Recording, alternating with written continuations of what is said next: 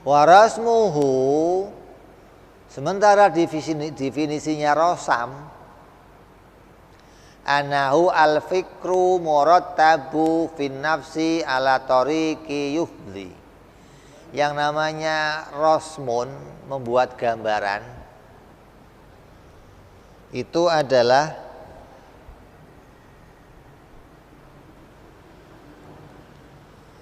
bahwa anahu,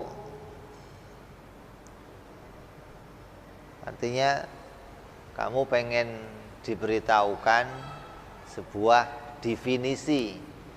Orang kalau ngasih definisi itu ada, atau di dalam ilmu mantek itu ada namanya takrif. Takrif itu dalam bahasa kita namanya definisi. Nah, takrif itu ada beberapa macam, ada takrif rosam, ada takrif had, ada ada lagi takrif wasot, atau takrif yang nengah-nengahi. Maka di sini dikatakan rosam itu takrif atau definisi secara gambaran. Apa sih gambarannya mikir itu apa? Mikir itu anau al-fikru murattab. Pemikiran itu adalah proses berpikir yang terstruktur, yang tertata, yang ilmiah. Mikir itu, nazar itu proses mencari pemahaman, proses menjalankan akal dengan cara yang sistematis gitu. Dengan cara yang teratur, dengan cara yang punya rel. Enggak mikirnya asal melompat sana, melompat sini, melompat, enggak, ngawur itu. Mikirnya punya rel, mikirnya punya aturan, punya tata cara, hingga kamu bisa menghasilkan sesuatu dari berpikir yang benar. Proses berpikir yang teratur dalam hati berdasarkan metode yang dapat mengantarkan ilal ilmi, mengantarkan kita kepada mendapatkan pengetahuan, awidhon, atau sebuah sangkaan, yatlubu man qama bi ilman fil ilmiyat au ghalabatil dhanna fi dhununat, yaitu yang bisa mengantarkan kita pada keyakinan atau pada dugaan bagi pelakunya. Maka yang demikian, maka yang dengannya ia mencari keyakinan dalam hal yang bersifat yakin atau kuat. Ini pemikiran kita ini diatur dengan cara yang sistematis. Kalau kamu berpikir dengan benar, nanti bisa ketemu satu keyakinan. Atau kamu akan ketemu sebuah sangkaan. Mikir itu cuman jalannya begitu. Kamu akan ketemu dengan sebuah keyakinan ketika jalannya benar. Jalannya mikir kayak apa? Jalannya mikir kayak kamu main catur. Kamu pernah main catur? Tahu catur? Tahu? Ya nggak tahu nggak usah ngomong. Yang tahu saja yang ngomong. Kamu tahu catur? Tahu. Bisa jalanin catur bisa? Ada yang L, ada yang miring, ada yang bisa loncat-loncat, ada yang nggak bisa loncat. Terus jalannya itu terus struktur. Kalau kamu ke sini, oh ini tujuannya mesti mau ke sana. Oh ini kalau ke sini, oh tujuannya mau ke sana. Ini cara mainnya sudah bisa diduga begitu loh. Kalau nggak ke sini, ya ke sana. Kalau nggak ke sana, ya ke sini. Ini aturan mainnya sudah terstruktur namanya. Pola main yang punya aturan. Hingga kalau kita menjalankannya sesuai aturan, akan ketemu hasil yang bagus begitu loh. Berpikir ya begitu. Kalau akalnya kok lincah, akalnya kok tahu aturannya, mana yang wajib, mana yang mustahil, mana yang jais, ya akan ketemu. Kalau enggak wujud, ya mesti adam. Kalau enggak kidam, ya mesti hudus. Kalau enggak bako, ya mesti fana. Ini akalnya sudah struktur begitu, ya gampang nanti ketemu. Tapi kalau akalnya aja sudah enggak teratur, enggak ngerti tatanannya, bagaimana bisa menemukan pemahaman? Jadi mikir itu adalah thoriqoh untuk menemukan ilmu atau jalannya tasdik, jalannya keyakinan, awidhon atau jalannya sangkaan. Yang mana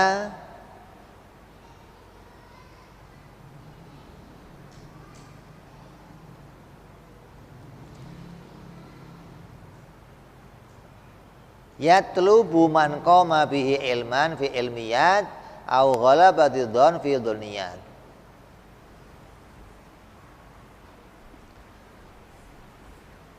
Kalau di dalam mantek itu ada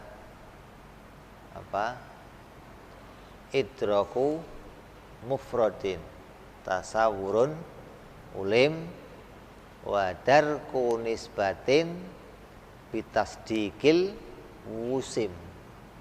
Itu namanya berpikir itu bisa yang pertama menghasilkan dzoniyat. Menghasilkan dzon itu dugaan-dugaan yang kuat. Ada pula hasilnya nanti tasdik, keyakinan yang kuat. Dugaan yang kuat itu hasil berpikir, keyakinan juga hasil berpikir. Walau kana hadzal ilmu yahsulu daruratan la adraka dzalika jami'ul uqala. Apabila ilmu mengenal 50 aqaid ini bisa dijalani dengan jalan darurat atau dengan jalan darurian, dengan jalan tanpa berpikir, maka pasti semua akal bisa menemukan makna ini.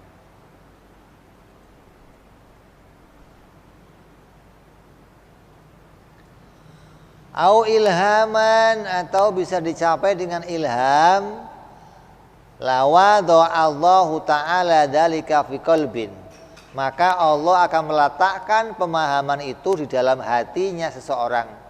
Kullu hayyin, pada tiap-tiap yang hidup, liyatahaqqaqa bihi taklif, agar tiap-tiap orang itu betul-betul mengerjakan perintahnya Allah. Wa aidan fa innal ilhama nau'u darurah, dan juga ilham itu bagian dari darurah, sesuatu yang enggak perlu dipikir. Wa qad abtalna darurah, dan betul-betul sungguh selain darurah, selain nadhari, aku membatalkannya. Ini kata Imam Ibnul Arabi. Jadi, mau itu pakai ilham, mau pakai Quran hadis, mau pakai ikut-ikutan, mau pakai nggak usah mikir. Kata Imam Ibnul Arabi, semuanya itu batal, tidak bisa menghadirkan ma'rifat, nggak bisa menghadirkan keyakinan. Sampai ilham aja disebut sampai bagian dari perkara doruri. Ilham itu kan nggak mikir. Kamu tidur, kamu tahu-tahu diberikan pemahaman atau petunjuk, kan nggak mikir. Bukan hasil dari berpikir. Kan dikatakan di sini, kalau ilham itu bisa menjadi jalan keluar, seseorang bisa ma'rifat, nanti semua orang diilhami sama Allah. Mau sambil wirid, mau sambil puasa, mau sambil apa, tahu-tahu keluar makrifat begitu loh maksudnya. Jadi ya makanya wali-wali itu atau orang-orang sufi tasawuf itu semuanya diberitakan bahwa mereka juga berpikir, mereka juga belajar walaupun dengan jalan yang singkat, walaupun belajarnya kamu nggak ngeliat, maksudnya begitu loh. Artinya Allah menjadikan hambanya bisa menemukan dalil berpikir itu caranya macam-macam. Tidak harus seseorang berpikir itu caranya ngaji di sini, nggak harus. Tapi untuk kenal Allah tetap harus berpikir, cari dalil. Nah, cara mikirnya bagaimana? Cara mikirnya ya macam-macam. Allah bisa mendatangkan orang berpikir dengan cara yang macam-macam. Contoh, tahu-tahu sama Allah dikasih sakit. Begitu sakit, terus dia berpikir, oh ternyata saya lemah, ya Allah. Ternyata saya ini nggak mampu apa-apa. Ternyata nggak ada satupun orang bisa menyembuhkan saya. Oh, ternyata yang kuasa itu hanya Allah. Ini berpikir namanya nih, mencari dalil hingga bisa membuktikan bahwa oh segala yang bisa menjadikan hanya Allah. Itu bukan hasil ilham, tapi hasil berpikir. Allah menjadikan cara bagi dia gitu loh. Nggak harus caranya ngaji duduk, itu mah cara yang jelas namanya. Tapi Allah mampu menjadikan orang itu mengenal Allah dengan jalan apapun. Artinya dengan berpikir tentang berbagai macam keadaan. Nggak harus mikirnya pakai ini gelas, kacamata, tembok. Jalannya nggak hanya lewat itu, bisa lewat berbagai macam. Atau dijadikan tahu-tahu perusahaannya kaya terus bangkrut. Terus mikir dia, ya Allah saya lemah ternyata, ya Allah sadar saya, ya Allah. Ini macam-macam caranya. Artinya Allah menjadikan orang itu kemudian mau berpikir sampai menemukan dalil bahwa dirinya lemah, hanya Allah yang kuasa. Dirinya itu baru, hanya Allah yang tidak berawal. Dirinya itu berakhir, hanya Allah yang tidak berakhir. Ini satu persatu dia bisa menemukan ini, begitu loh.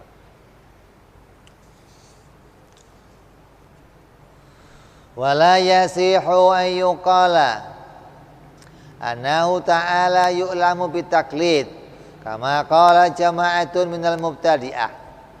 Maka jangan kamu katakan tidaklah sah bahwa Allah itu dikenal, Allah bisa diketahui, Allah dapat diyakini dengan jalan taklid sebagaimana pendapatnya orang-orang ahlil bid'ah. Li'annahu law 'urifa bitaklid lama kana qaulu wahidin minal mukallidin.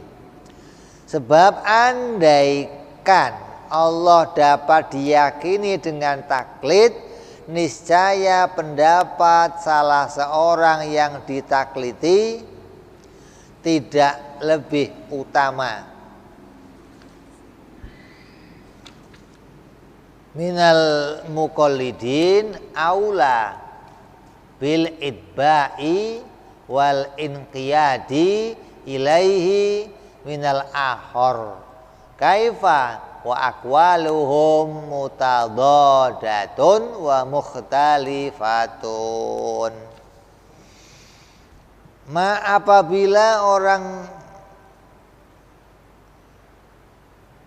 Apabila mengetahui Allah bisa dengan jalan taklid, niscaya maka pasti pendapat salah seorang yang taklid tidak akan lebih utama untuk diikuti dan dipatuhi daripada selainnya. Bagaimana pula sementara pendapat mereka berkesebalikan dan bertentangan. Orang yang ikut-ikutan, kalau memang ikut-ikutan itu bisa menghasilkan keyakinan, ikut-ikutan bisa menghasilkan kemantapan dan benar, maka seseorang yang taklid itu akan bisa cocok pendapatnya dengan orang yang lain. Tapi orang yang taklid ketika ketemu sama orang-orang ahlul ilmi, jawabannya nggak karuan. Jawabannya malah berkesebalikan. Kita menganggap doa itu datang dari kehendaknya Allah pribadi, murni, nggak terpengaruh orang yang lain. Orang yang taklid menganggap doa itu ya pengaruh saya. Itu berseberangan ini. Orang yang taklid menganggap kalau saya doa, Allah harus mengabulkannya. Kalau saya ibadah, Allah harus masukin saya ke surga. Kita, Allah nggak wajib masukin orang ke surga. Berseberangan nggak? Jadi orang taklid itu tidak ada kemuliaan, tidak lebih mulia dalam dirinya dengan orang taklid yang lainnya. Sama, semuanya sama. Karena di antara mereka tidak punya pengetahuan yang benar tentang sesuatu hal tersebut. Makanya ini penting kita ingatkan terus agar jangan sampai kita salah memahami bahwa ada pendapat ulama yang kita benarkan. Oh, boleh aja iman taklid. Artinya kalaupun ada yang membolehkan iman taklid, maka pendapatnya itu diperselisihkan, bukan hasil kesepakatannya para ulama, bukan. Lah yang ulama sepakat bagaimana? Yang ulama sepakat iman itu harus pakai berpikir, iman itu harus pakai nazar, harus pakai dalil, hingga nanti akan bisa menghasilkan kesepakatan atau kesamaan.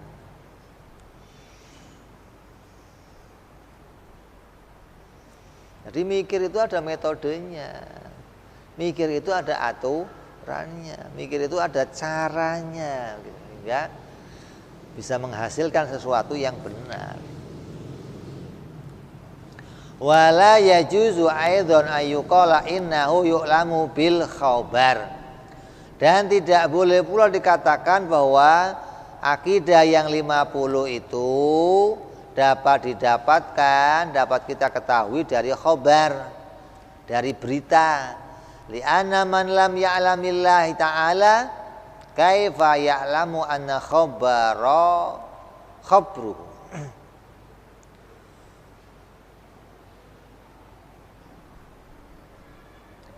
Sebab orang yang belum mengenal Allah, belum mengenal aqaid, bagaimana bisa meyakini bahwa suatu khabar itu merupakan khabar darinya? Ente kenal Allahnya saja belum. Terus bagaimana kamu punya pengetahuan kalau Quran ini dari Allah? Orang yang bisa yakin Quran dari Allah itu orang yang sudah kenal Allah, akan tahu oh ini kalamnya Allah. Gak mungkin ini kalamnya selain Allah. Tapi kalau kamu gak kenal Allah, kayak orang-orang Arab, oh itu Muhammad karangan kamu sendiri, mat.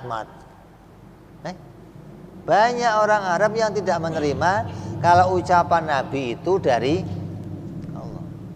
Kenapa? Karena dia nggak kenal Allah, dianggap kalam itu bukan kalam dari Allah. Makanya nggak bisa kalamnya Allah itu Quran hadis untuk kenal Allah, nggak bisa. Kamu kenal Allahnya aja belum, bagaimana mau yakin kalau kalam ini kalamnya Allah? Maksudnya kamu kenal Allah dulu, kamu yakin ma'rifat, baru kamu akan tahu oh ini Quran kalamnya Allah. Gitu loh. Jangan dibalik. Kadang orang dibalik. Ada buah mau buat ngeluarin pohon, ya nggak bisa.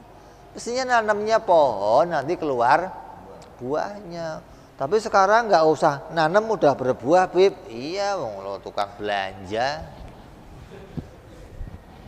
Ente kan modalnya modal taklid doang.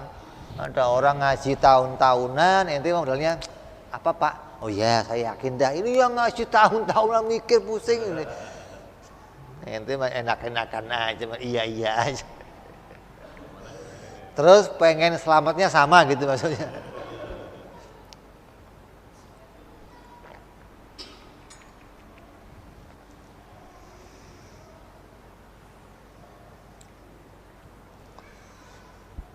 Fathabata anna tariqatun nadhar.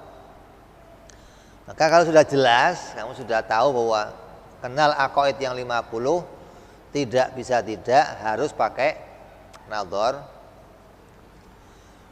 Fathabata anna tariqatun nadhar, bahwa sungguhnya jalannya untuk mencapai kepada keyakinan tentang Allah adalah dengan berpikir. Wa huwa awwalu wajibin ala mukallaf. Dan nazar itu awal kewajiban bagi mukallaf. Bukan kenal Allah awal kewajibannya, tapi awal kewajibannya berpikir. Lah kok bisa? Sama begini, kamu disuruh membetulkan genteng. Coba Mas Toyo tolong betulin genteng. Yang pertama akan kamu kerjakan apa?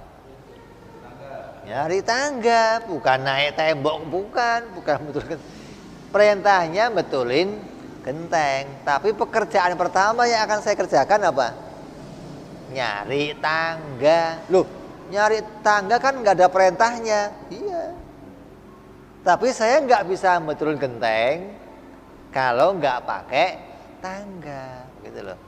Perintahnya kenal Allah, tapi kewajiban pertama yang akan dikerjakan adalah mikir. Kenapa? Kamu nggak mungkin kenal Allah, nggak mungkin kenal aqaid yang 50 kalau nggak lewat mikir, gitu loh. Selain mikir apa?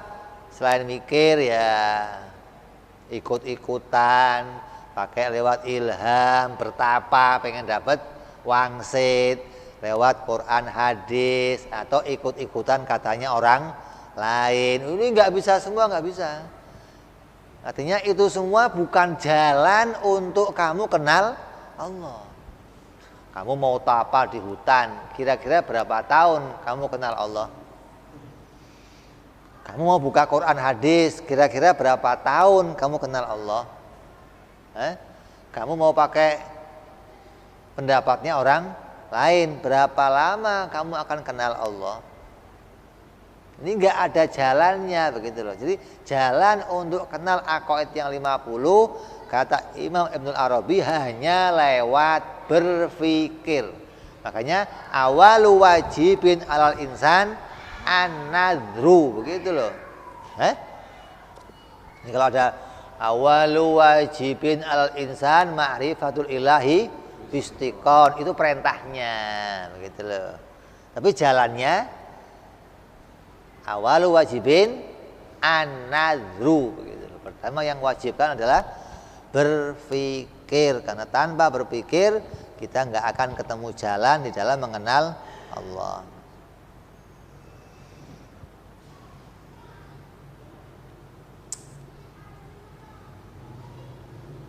Wa huwa awalu wajibin ala mukallaf idil ma'rifatu awalu wajibat wala yahsulu illa bihi, dan tidak bisa kita menjalankan kewajiban ma'rifat kecuali lewat berpikir.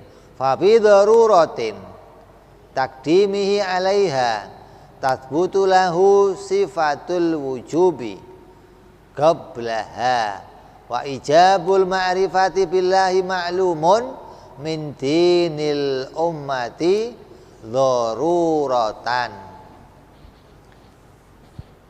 Hal ini menjadi kewajiban pertama bagi mukallaf, sebab ma'rifat terhadap Allah merupakan kewajiban pertama yang tidak dapat dihasilkan kecuali lewat berpikir.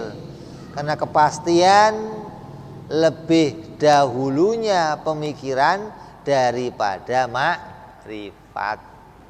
Jadi berpikir itu lebih dulu dari makrifat, makan lebih dulu dari kenyang gitu.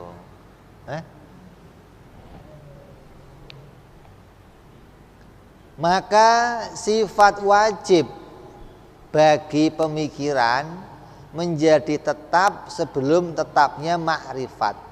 Sementara kewajiban makrifat kepada Allah merupakan hal yang diketahui dari agama secara masyhur, secara gampang, secara mudah. Kamu tinggal tanya, apa kewajiban saya dalam agama? Gampang. Semua kitab-kitab fikih sudah menceritakan itu. Awal pertama kewajiban kamu adalah masuk agama Islam. Caranya masuk agama Islam mengucapkan 2 kalimat syahadat. Setelah kamu ngucapin 2 kalimat syahadat, kamu diperintah pula mengerti maknanya 2 kalimat syahadat. Berarti kamu diperintah apa itu? Makrifat. Itu kan? Nah, jalannya gimana saya bisa makrifat? Nadzor, berpikir begitu. Jadi kalau mau bicara emang ada perintah makrifat dalam Al-Qur'an? Memang ada perintah makrifat dalam agama? Ya banyak, tinggal kamu buka aja bukunya, buku-buku hukum agama, mau kitab fikih, mau kitab tauhid, mau kitab yang lainnya. Penuh tuntunan, penuh petunjuk yang menunjukkan kita diperintahkan kita makrifat, mengenal Allah. Enggak ada wajibnya makrifat, yang penting wajibnya sholat. Loh, kamu bacanya komik bukunya kok, Kopingho bacanya kan berat. Bacanya kitab fikih. Sulam Taufik coba buka. Apa isinya? Pertama kewajibannya apa? Pertama kewajibannya tiap manusia masuk dalam agama Islam. Terus mempertahankan diri dalam agama Islam untuk selama-lamanya. Lah apa? Kewajiban apa yang harus saya kerjakan setelah saya masuk agama Islam? Ya ma'rifatullah. Walau wajibin ma'rifatul ma'bud. Kewajiban pertama itu mengenal kepada yang mau disembah. Kamu masuk agama, mau mengikat diri menjadi hambanya Allah, mau menyembah kepada Allah, terus enggak kenal Allah, nyembah, ya mau disembah apanya? Kamu kenal Allahnya belum, tahu-tahu mau nyembah, nanti nyembahnya mesti salah, begitu. Udah nggak pakai jaiz nggak ini? Mesti salah, wajib salah, nggak pakai jaiz nggak? Karena untuk nyembah Allah itu butuh ilmu. Kenal dulu Allah hingga kamu tahu posisi ibadah saya itu di mana, sampai mana, mau kemana, begitu dong. Bukan yang penting saya sholat. Terus begitu sholat, ya Allah terimalah sholat saya. Rusak. Ya begitu itu, makanya jelas dikatakan oleh para ulama kita bahwa jalan yang utama untuk makrifat adalah nadzor. Adapun makrifat adalah satu perintah dalam agama yang bisa kita peroleh secara mudah di dalam kitab-kitab agama, kitab-kitab hukum. Jadi jangan sampai kita nggak kenal ini, jangan sampai kita nggak memahami ini. Kalau kita katakan pertama kewajiban mikir, orang lain mana ada perintah mikir, mana ada. Kewajiban kok mikir lah, mikir bagaimana orang mikir? Karena nggak ngerti kewajiban pertamanya apa, caranya saya untuk sampai ke sana bagaimana, nggak bisa. Jadi kita harus jelas, kita harus konsekuen, kita harus tahu asal usulnya, bahwa kalau saya memang lagi bodoh, saya dalam keadaan nggak mengenal agama, ya belajar secara benar. Oh, kewajiban saya yang pertama adalah masuk agama Islam. Sudah, saya sudah masuk agama Islam. Gimana caranya? Ya ngikutin orang tua aja. Ya itu bukan masuk agama Islam namanya. Masuk agama Islam itu caranya mengucapkan 2 kalimat syahadat, baru kamu masuk agama Islam. Terus nggak cuma ngucapin, juga diperintah mengerti maknanya 2 kalimat syahadat. Ini maknanya 2 kalimat syahadat bisa kita peroleh yang sampai membawa kita menjadi orang yang makrifat. Lah caranya untuk ke sana hanya dengan berpikir atau mencari dalil. Berpikir itu perlu belajar. Manusia itu punya otak sejak lahir, sudah punya otak. Tapi ketika dia dewasa, dia butuh cara untuk berpikir dengan baik. Berpikir yang sesuai thoriqatul ahli sunnah wal jamaah. Jangan berpikirnya kayak filsafat. Filsafat juga mikir, kamu kira filsafat nggak mikir? Sampai otaknya pada botak semua begitu, profesor itu mikir mereka. Tapi jalan pikirannya nggak menghasilkan ke sini. Apa? Berpikirnya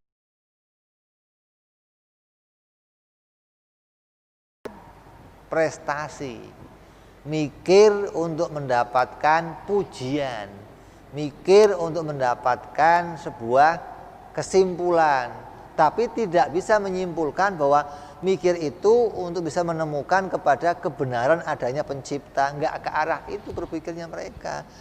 Berpikir bukan untuk menjadi dalil. Nah, kalau kita kan berpikir untuk menjadi dalil.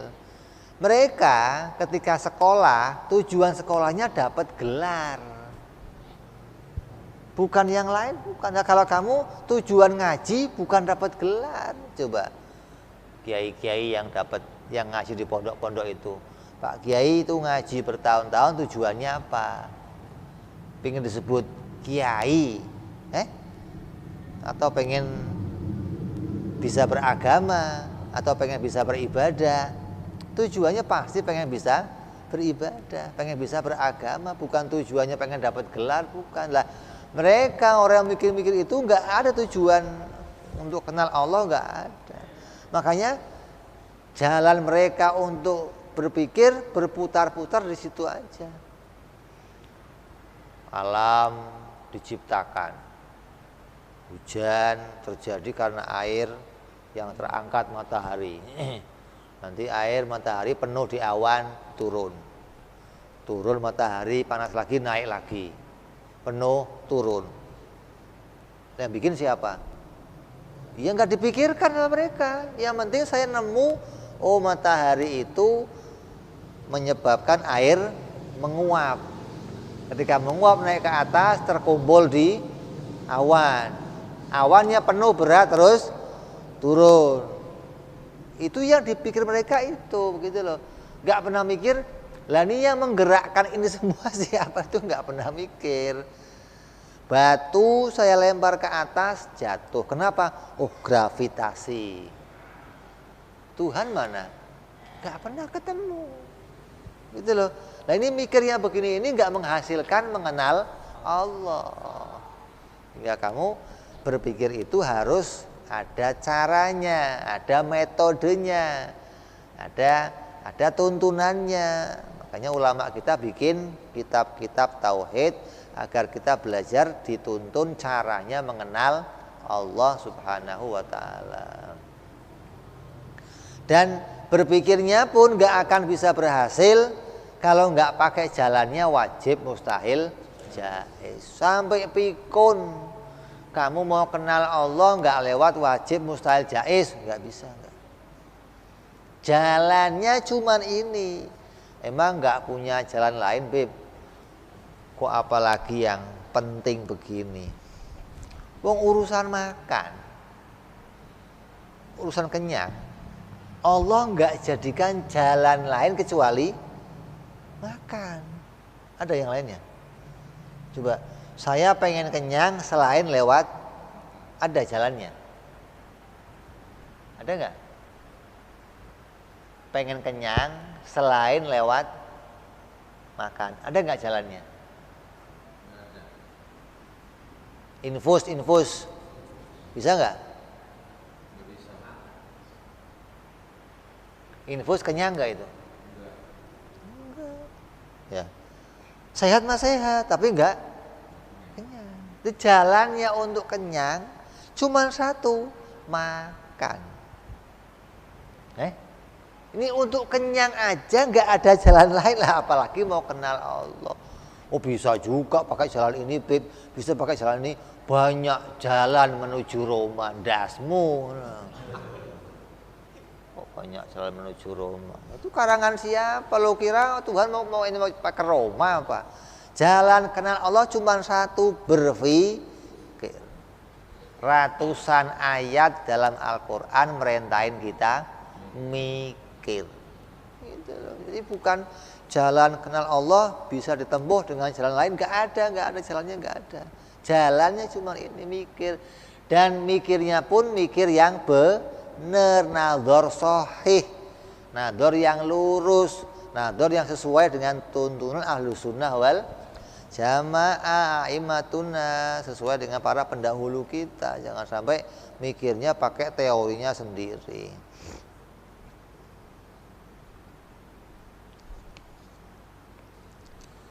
Terus faslun wa ma'ana naqulu anal ma'rifata wajibatun wa anna nadhara wusulu ilaiha wajibun fa inna ba'dha ashabina yaqulu anna man i'taqada fi rabbih ta'ala al-haqq wa ta'allaqa bil i'tiqaduhu al wajhi sahih fi sifatihi fa innahu mu'minun muwahhidun.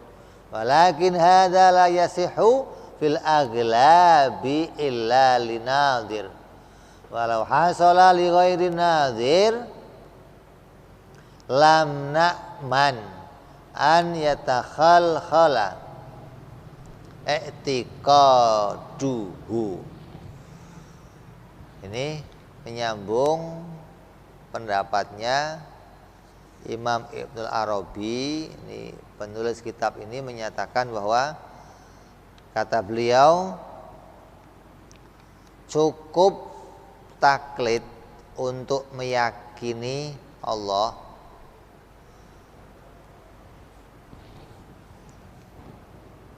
ada pendapat ulama yang mengatakan taklid itu cukup. Orang boleh taklid, orang yang taklid sah imannya, kata sebagian ulama. Maka kata beliau musannif kitab, di saat aku berpendapat ana naqulu anal ma'rifat, bahwasanya ma'rifat itu adalah anal ma'rifata wajibun, adalah perkara yang wajib. Wa ana nadhar, adapun nadhar usulu ilaiha, adalah jalan untuk sampai kepadanya dan dia juga wajib. Sesuatu yang bergantung pada yang wajib itu hukumnya wajib. Fa inna ba'dha ashabina, sebagian dari ulama-ulama Asy'ariyah, mereka berpendapat yaqulu anna man i'taqada, siapa yang meyakini fi rabbihi ta'ala, kepada Allah subhanahu wa ta'ala, al-haqqa, dengan keyakinannya terhadap wa ta'alaku bihil i'tiqadu ala wajhi sahih, orang yang meyakini tentang sifat-sifat Allah tergantung padanya cara yang benar. Apabila dia telah menjalankan cara yang benar, maka fa innahu mu'minun muwahhidun, maka dia adalah orang yang mukmin yang bertauhid. Walakin hadza la yasihu, namun hal ini pada umumnya hanya diperoleh oleh orang-orang yang mau berpikir. Walau hasala li ghairi nadhir, andaikan hal itu diperoleh selain orang-orang yang berpikir, lam na'man, maka keyakinannya tidak akan Aman an yatakhalkhala i'tiqaduh, mengalami kegoncangan. Jadi orang kok maksain diri, oh saya nggak mau taklid, udah, oh saya nggak mau nador, yang penting Pak Kiai saya, Habib saya, udeng-udengnya udah besar, udah ini bisa saya yakini, udah saya mau ikut pedoman dia aja lah. Ya nggak masalah kamu ikut pedoman dia, karena ada ulama yang membolehkannya. Tapi harus kamu ingat, keyakinan yang kamu peroleh dari taklid itu tidak akan aman dari kegoncangan, tidak akan sepi dari kebimbangan, tidak akan bisa bersih dari keraguan.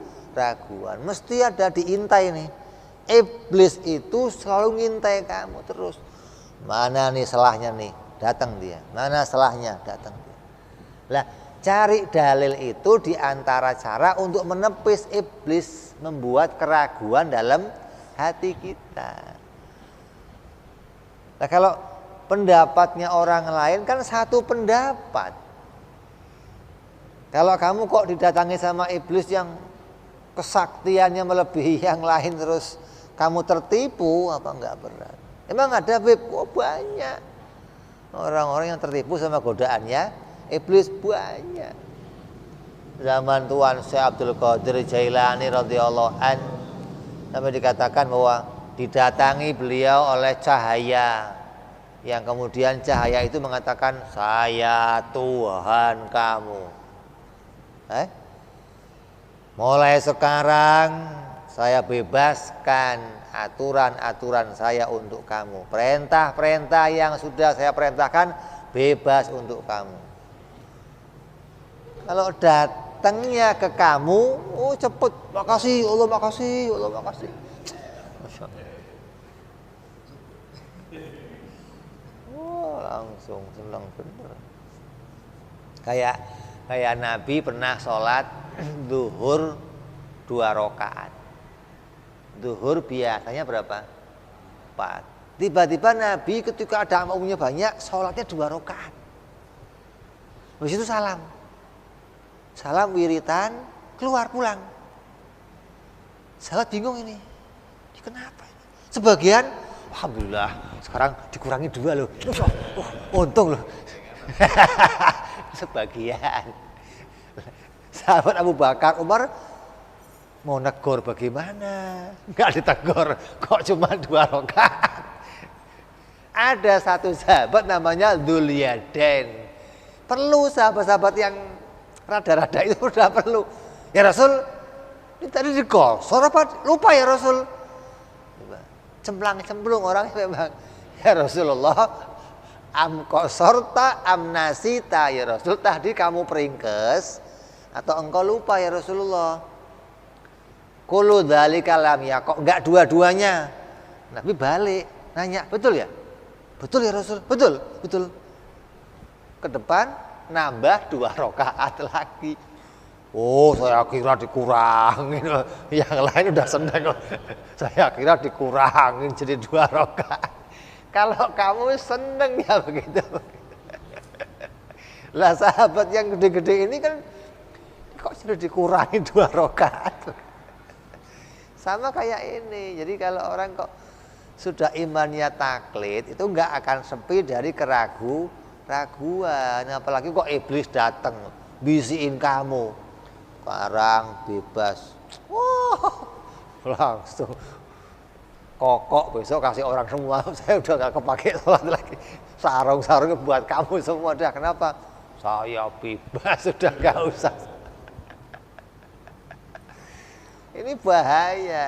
Ini jangan sampai kita memberi kesempatan iblis untuk meragukan hati kita. Kamu harus punya keyakinan kuat.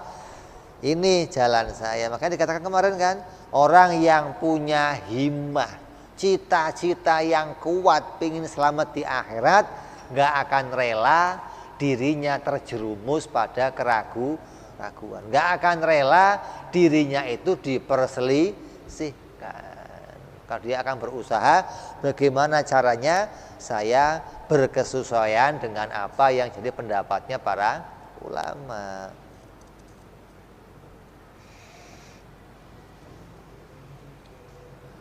Fala buddha indana, maka menurutku kata musannif kitab, aya'lama kulla mas'alatin, maka seorang itu harus mengetahui setiap permasalahan min masailil i'tiqad, yang berkaitan dengan masalah-masalah i'tiqad bidalilin wahidin, dengan mempunyai dalil, walaupun cuma satu dalil. Yang penting kamu harus punya dalil. Jangan sampai keyakinan kamu urusan i'tiqad ini tidak didasari punya dalil. Wala yanfa'uhu i'tiqaduhu illa ayasdura an dalili ilmu. Keyakinan tidak akan bermanfaat baginya kecuali bila keyakinan itu muncul dari sebuah dalil. Yakinnya kamu kayak apa saja nggak manfaat kalau nggak pakai dalil. Kamu yakin pada ilham, yakin nggak pakai dalil ya rusak. Kamu yakin pada Quran hadis nggak pakai dalil, apalagi cuma terjemahannya aja, ya rusak. Kamu nggak ngerti dalil, percaya apa kata orang. Lah orang yang kamu percayai, kamu tahu nggak dia betul apa salah? Ya nggak tahu juga, ya rusak. Sama dengan keyakinannya orang-orang di luar agama Islam. Kalau modalnya cuma yakin, ya nggak bisa selamat, enggak. Ini pendapat jumhurul mutakalimin, ini pendapatnya mayoritas orang-orang ahli tauhid berpendapat begini. Jadi yakin itu tidak akan menolong keadaan kamu kecuali yakin itu disertai dalil. Artinya jadilah keyakinan itu menjadi ma'rifat atau ilmu. Fala yanfa'u i'tiqadu illa yasdura an dalilin ilmu. Falau ihturima faqad ta'allaqa i'tiqaduhu bil bari ta'ala. Bila orang itu mati dalam kondisi keyakinannya terhadap Allah,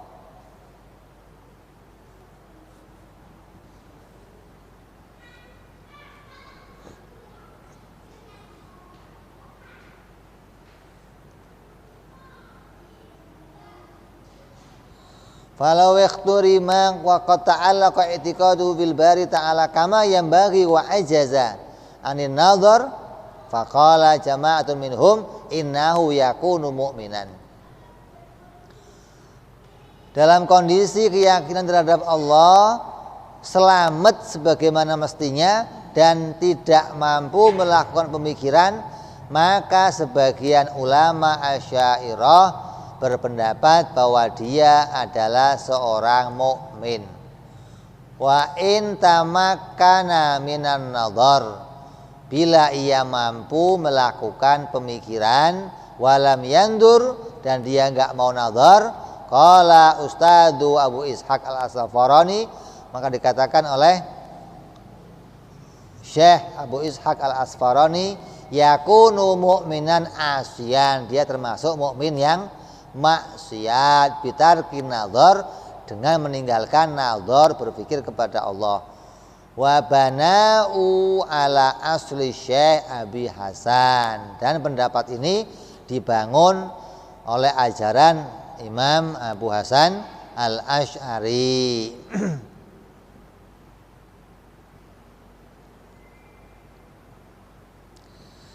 Pendapat ini berbangun dari arah mana? Bahwa nazar itu tidaklah menjadi syarat sahnya iman, namun hanya merupakan syarat keluar dari dosa karena tidak melakukannya atau tidak mau berpikir. Ini pendapat sebagian dari ulama-ulama Asy'ariyah, tapi sebagian lagi tidak demikian pendapatnya. Wa amma kaunu mu'minan ma'al ajzi wal ikhtirami fadhahirun insyaallah taala. Adapun pernyataan Abu Ishaq bahwa orang yang telah mukmin bila tidak mampu melakukan nadhar dan dia mati, maka jelas benarnya insyaallah. Wa amma kaunuhu mu'minan ma'al qudrati 'alan nadhar wa tarkihi fa qauluhu fihi an-nadharu indi wala a'lamu sihhatuhul an. Sedangkan pernyataan bahwa ia mukmin beserta mampu melakukan pemikiran nadhar namun tidak melakukannya, maka menurutku dalam hal ini perlu pemikiran yang lebih lanjut. Dan sekarang aku tidak meyakini kebenarannya. Jadi kalau sudah bicara orang yang punya kemampuan untuk nadhar, punya waktu untuk nadhar, tapi dia nggak mau nadhar, kata Imam Abu Ishaq ya itu mah perlu dibahas lagi itu. Dan saya nggak yakin kalau dia itu benar sah imannya. Ini kata Abu Ishaq, karena beliau mengambil pendapat separuh lagi sebagian ulama-ulama Asy'ari yang lainnya yang mewajibkan bahwa nadhar adalah menjadi syarat sahnya iman. Jadi perbedaan cuma itu. Satu memakai nadhar menjadi syarat sahnya iman, yang satu nadhar itu perintah furu, yang satu nadhar perintah usul. Begitu dong bedanya. Satu jadi ini usul, satunya menganggap ini furu, hingga berbeda pendapat dari arah itu. Ini insya Allah kita teruskan yang akan datang, masih bicara tentang kaitannya sama orang-orang yang taklid di dalam iman kepada Allah, taklid di dalam aqaid yang 50. Wallahu a'lam bishawab. Ila hadratin Nabi al-Fatihah. A'udzu billahi minasyaitonir rajim. Bismillahirrahmanirrahim. Alhamdulillahirabbil alamin arrahmanir rahim maliki yaumiddin. Iyyaka na'budu wa iyyaka nasta'in ihdinas siratal mustaqim. Siratal ladzina an'amta 'alaihim ghairil maghdubi 'alaihim waladdallin. Amin. Ya Rabbana i'tarafna bi anana i'tarafna wa anana asrafna 'ala ladha ashrafna wa tub 'alaina taubatan taghsil kulli hauba wastur lana aurati wa amini rawati waghfir li walidina rabbi wa mauludina wal ali wal ihwani wa sairil hilani wa kulli dhi mahabbah au jiratin au suhbah wal muslimina ajma' amin rabbi isma' fadlan wa judan manna la biktisabi minna bil mustafa rasuli nadha bi kulli suli salla wa salam rabbi alaihi andal habbi wa alihi wa sahbihi idada tasi suhbi walhamdulillahi bil bani wa tanahi subhana rabbika rabbil izzati amma yasifun salamun alal mursalin walhamdulillahi rabbil alamin.